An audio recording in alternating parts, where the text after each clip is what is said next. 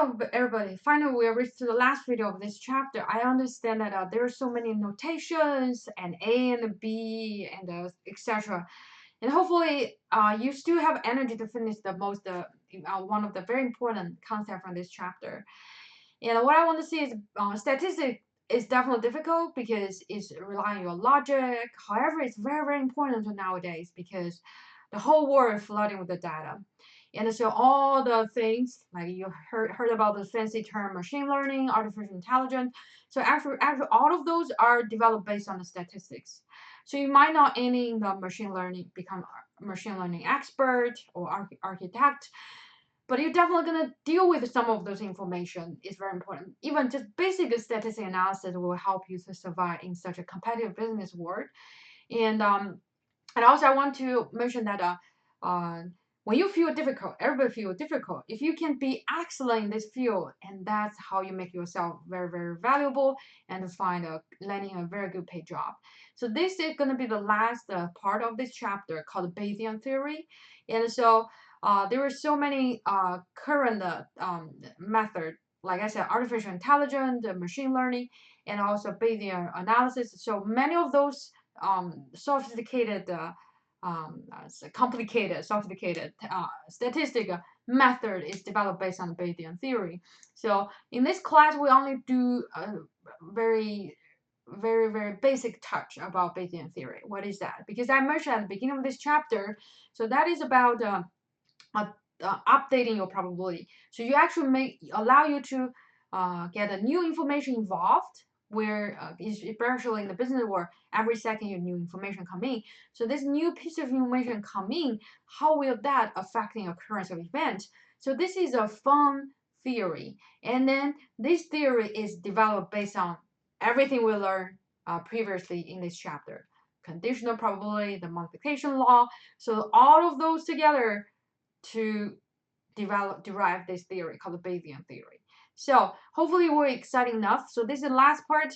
We do have a lot of questions on the homework related to Bayesian theory and also exam as well, because this is a very important foundation for you to help you to understand what is happening in the nowadays world, what is fundamental theories supporting the artificial intelligence, machine learning. Okay, so let's look at it together.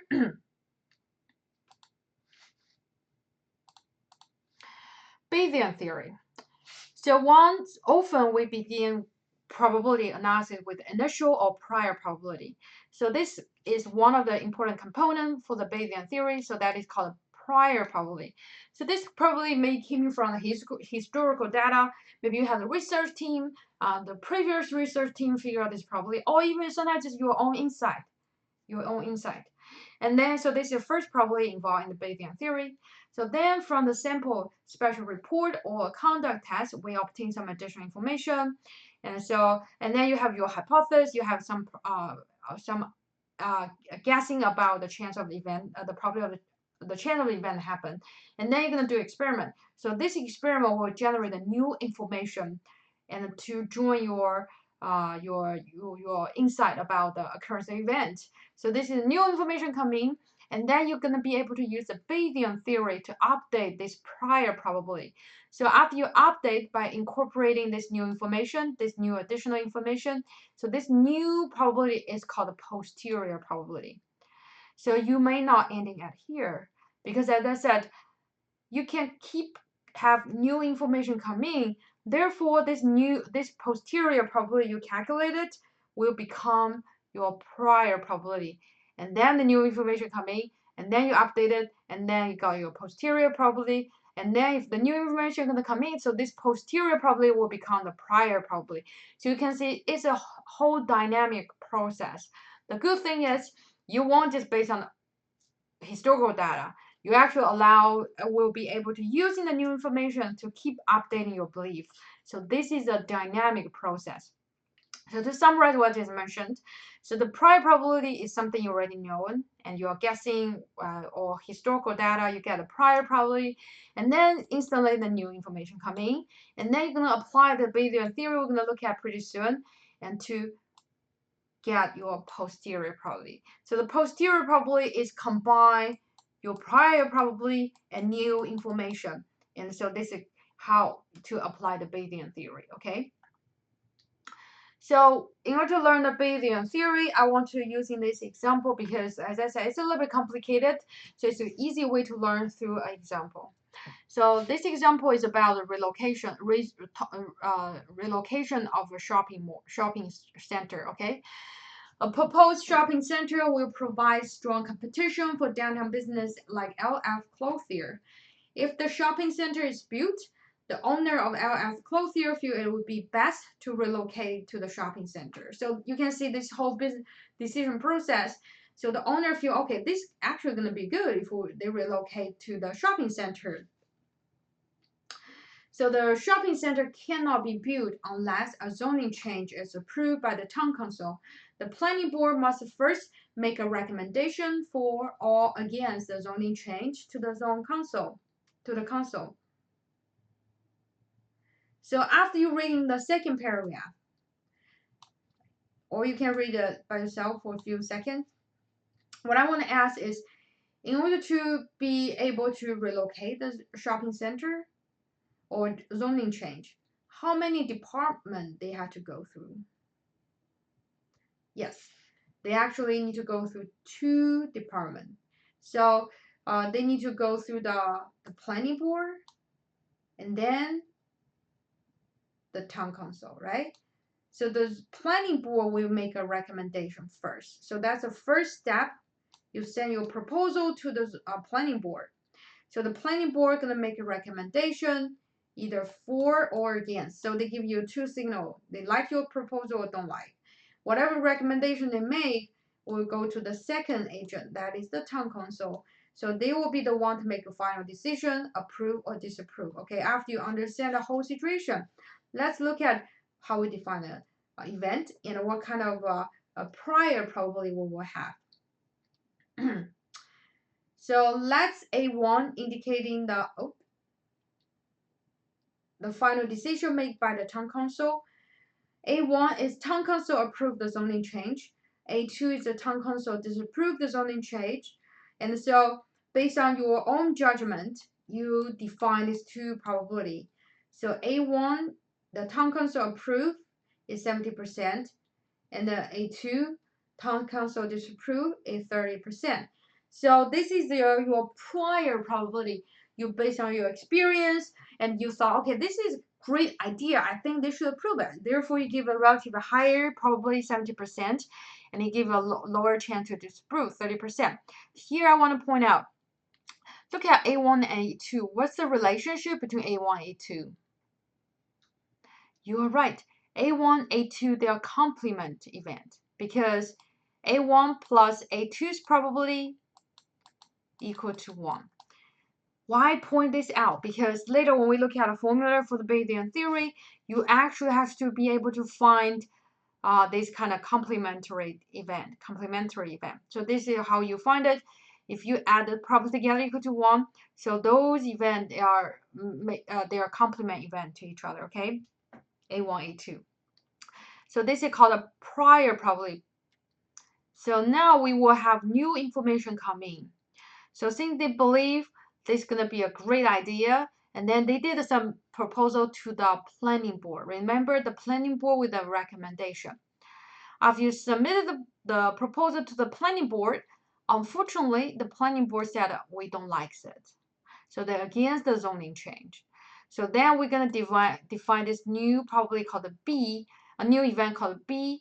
B denote the planning board give a negative recommendation means against. So therefore the BC, the complement event of B will be 4, right?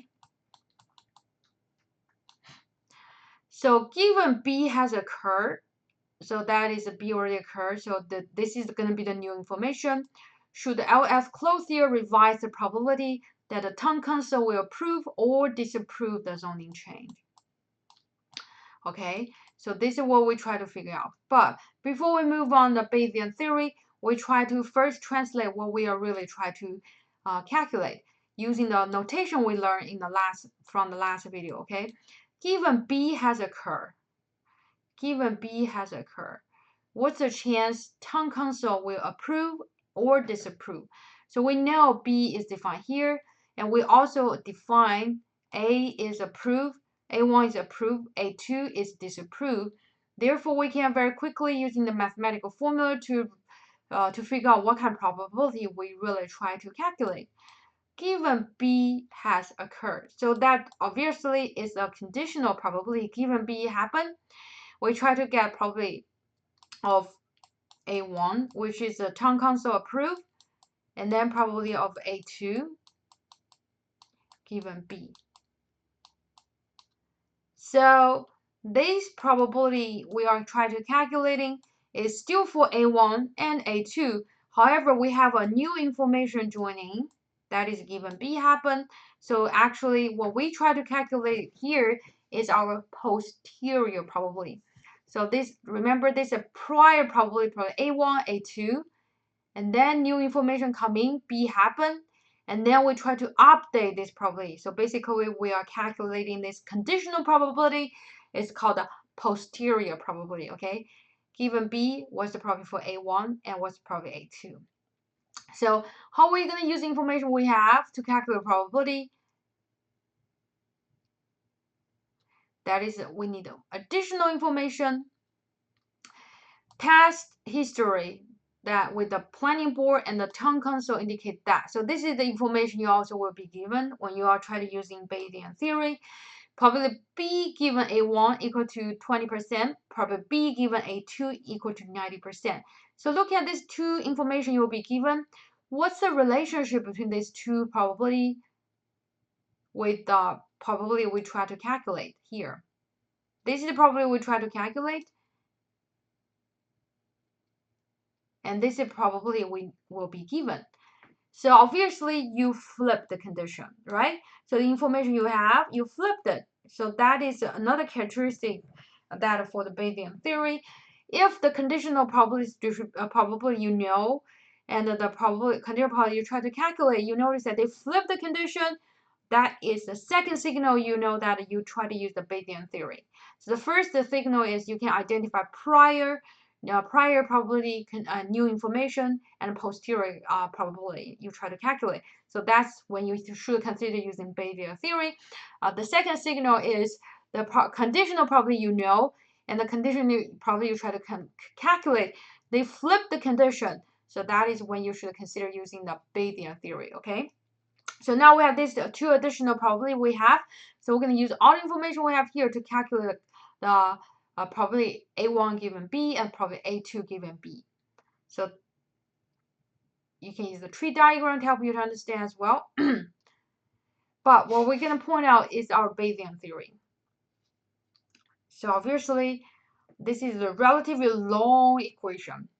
But I want to using two special case to help you to specialize this Bayesian theory, because in this class we only focus on when A have two possible sub-event, or A have three possible sub-event. So I will show you in next two slides when A have two possible sub-event, when A have three possible sub-event, how we're gonna apply this Bayesian theory.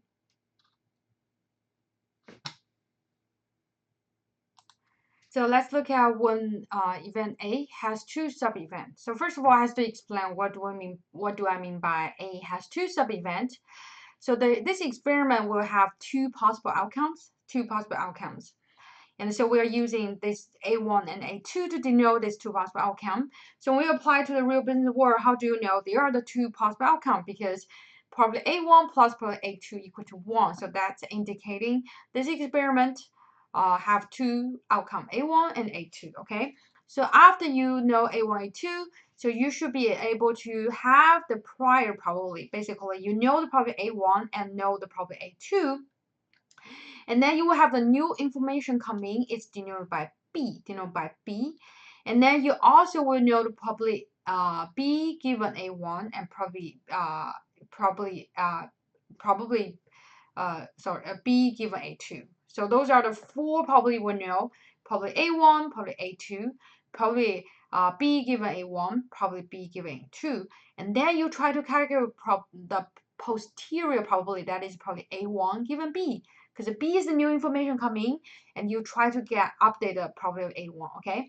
So if that's the case, the Bayesian theory will allow you to calculate probability A1 given B and probability A2 given B without going back to look at the sample point. So like I said, probability A1, probability A2, they are prior probability. Probability A1 given B and probability A2 given B, that's a posterior probability, and the B is the new information coming. So B is the new information coming. So after you know when you should consider using this Bayesian theory, let's look at the right-hand side.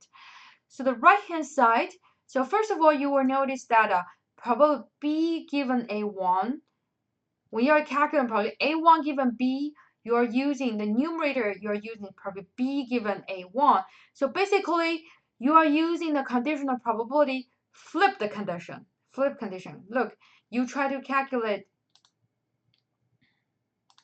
the probability A1 given B, but the information you're using is probability B given A1.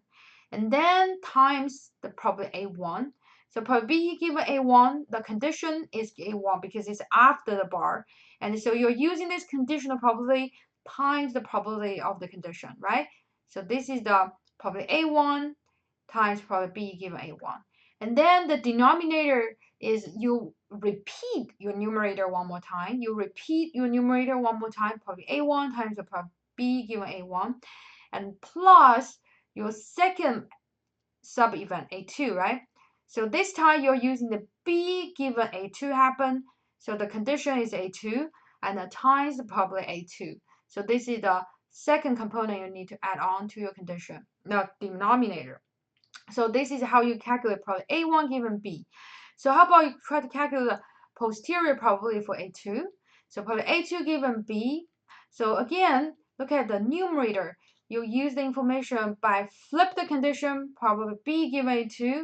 See the relationship between the probability you try to calculate and the probability you're using. So you flip the condition, so the A2 becomes your condition, and the times the probability of the condition. Okay, so this is numerator.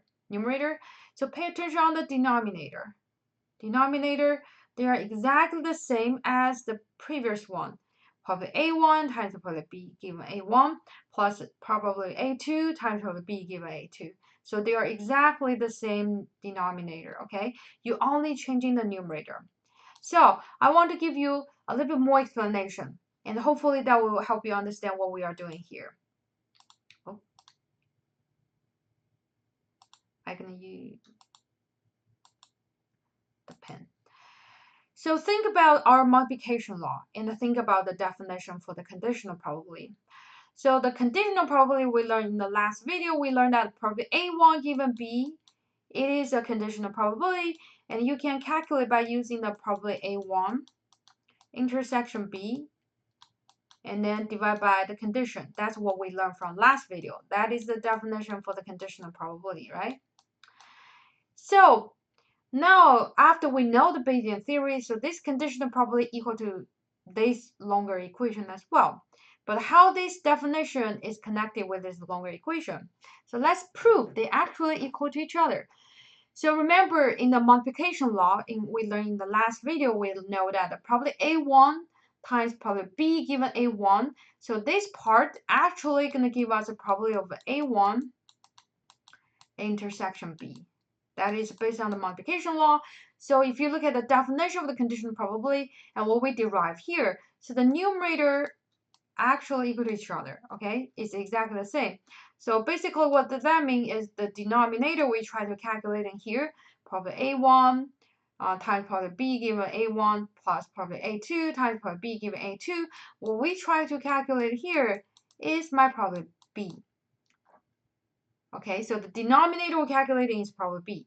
So now look at the second one.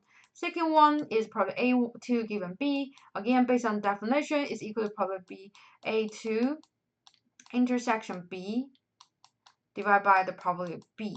So you notice that both the condition on the same probability, therefore it's divided by probability B. Now you understand why when we are calculating probability A2 given B, we just repeat on my denominator. Because the denominator is basically calculating probability B, but we do change in the numerator because when we look at the second conditional probability, the numerator we try to construct is probability of A2 intersection B. Therefore, we're changing the subscript from A1 to A2, okay? So hopefully this explanation will help you to understand what it is this Bayesian theory really try to calculate. So if you are familiar with this whole deduction, you actually can prove by yourself. You don't have to memorize it, okay? So this is when A have two sub-event, okay? So how about when A have three sub-events? So basically, for this experiment, we have three possible outcomes: A1, A2, A3, or three possible events: A1, A2, A3. So how you prove they have three sub-events? You can show probably A1 plus A2 plus probably A3 equal to 1, okay? So you will have this prior probability. You have probably A1, probably A2, probably A3, and then you try to have, there is some kind of new information coming called a B.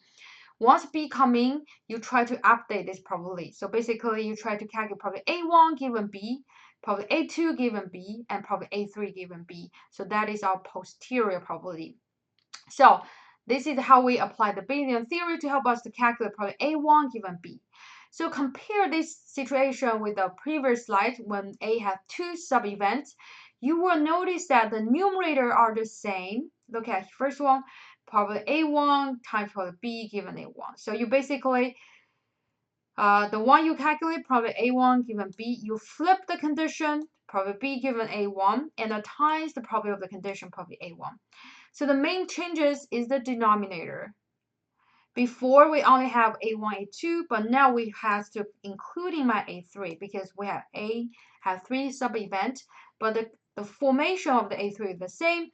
Probably A3 times probably B given A3. So this is the conditional probability times the condition. And also since A has three, sorry, this is a typo, so A3, okay, A3. Since A has three possible outcomes, A1, A2, A3, therefore we will have the third posterior probability. So that's related to A3. Everything the same compared with the previous two. The only change is the subscript, so become A3, okay? So this is the Bayesian theory. And so for your homework, so the maximum amount of the sub-event will be 3. Therefore, in this situation, we are introducing 3 sub-events. However, in the real world, the A can have 4, 5, 6, 7 multiple sub-events, but the idea still be the same. Usually the numerator will be the same. The denominator depends on how many sub-events you will have. Accordingly, you will add on those sub-events. So let's say you have A4, and then here will be probably A4 times probably B given A4. So this is the theory of the Bayesian theory. So now we're going to using this Bayesian theory to help us to answer the question we left related to this LS closure. Okay, LS closure.